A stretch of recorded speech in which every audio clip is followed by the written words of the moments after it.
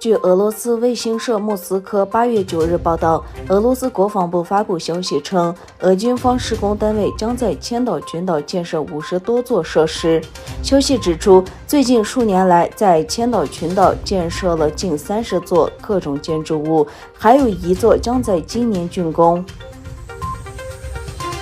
美国国务卿布林肯发表题为"国内振兴作为外交政策优先选项"的演讲。他表示，美国还是世界上最强大的国家和经济体，但是美国还可以做得更好，尤其是在一些领域，美国已经被中国等对手追赶甚至赶超。他说，投资美国国内基础设施将保持和增强美国的全球竞争力与影响力，让美国从实力地位开展外交，并且能够有效驳斥中俄等国政府所谓的美国衰退论。白宫在一份声明中说，总统拜登针对卢卡申科及其政权对白俄罗斯人民的民主愿望和人权的持续攻击、跨国镇压和虐待、对国际规范的冒犯以及腐败，签署了一项行政命令。另一方面，在白俄罗斯选举1周年之际，英国也决定对白俄罗斯实施新制裁。据报道，中国打击比特币挖矿，迫使大量中国矿工转往北美及其他国家，美国可能因此成为新的全球比特币挖矿中心。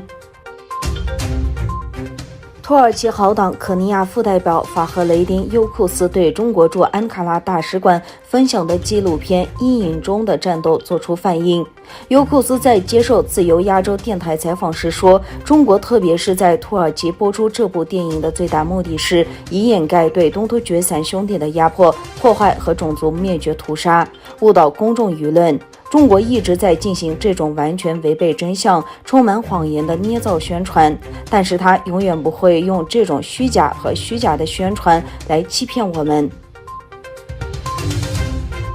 美国国防部长奥斯汀周一在发给军人的一则备忘录中说，他将寻求总统拜登批准在9月中旬前或在美国食品与药物管理局给予美国采用的冠病疫苗全面使用授权时，把冠状疫苗列为美国军人必须接种的疫苗。